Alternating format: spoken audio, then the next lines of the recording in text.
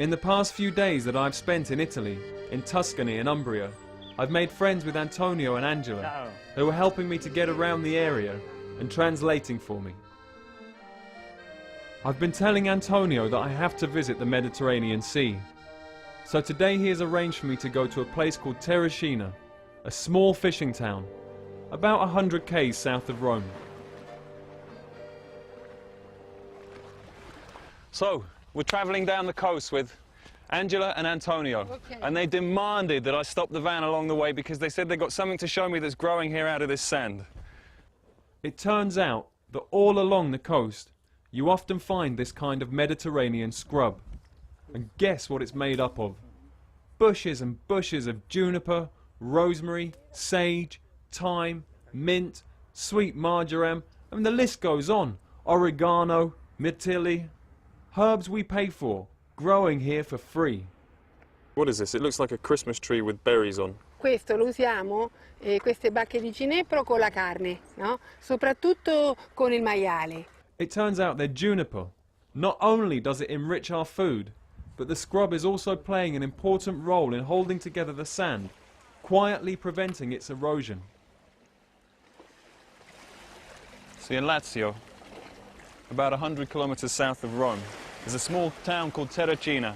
Now, it's a typical Italian seaside town, you know. It's got 15 kilometers of golden sand, flanked by azure blue seas. But something more important than that is a fishermen's cooperative that was started over 80 years ago, that sees local fishermen working together to not overfish the seas.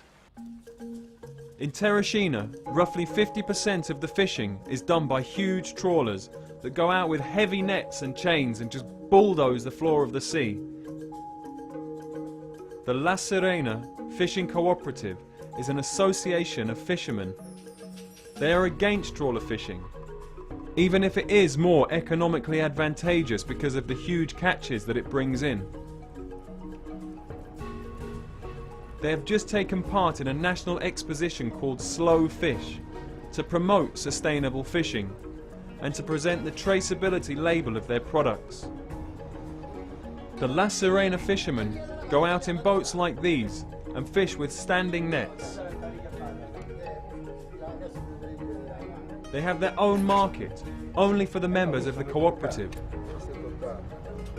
I'm really happy to meet these stalwarts who have made a conscious decision to safeguard the seas for the future generations. Le triglie si fanno in bianco, si fanno arroste, si fanno fritte, si fanno come le vuoi. Sono buonissime. Aha! Now that appears to be what I'm looking for. Got really, really lucky because we've met some of the guys who are preparing the lines that they're going to take out in the middle of the night tonight to catch fish. There's a really old technique, and what they do is they take their long line, wind it up, put it in a kind of cassette thing, and then they bait all the hooks.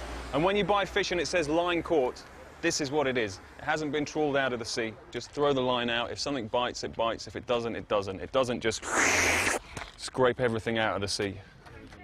I am told that these are the very few people left in Terracina who still know how to hook the bait for line fishing. Ask him why he still does this and why he hasn't moved on to more modern methods. Ci sono anche gli sportivi, il diportista che fa questa pesca perché piace. Ognuno la stessa cosa, ognuno il suo mestiere. Can you ask him also if there are varieties of fish they don't find anymore? Saranno 3 o 4 tipi di pesche che non si trovano più. Con il progresso di queste imbarcazioni che traino i fondali e macinano tutto, allora questo pesce non ci sta più, magari va a emigrare in altre zone. Il progresso distrugge ciò che appartiene, diciamo, alla realtà di 300 anni fa. Unfortunately, the line caught fish doesn't get a premium price. Fortunately though, the demand for it is on the rise, as more and more people become more and more aware of the environmental concerns related to fishing.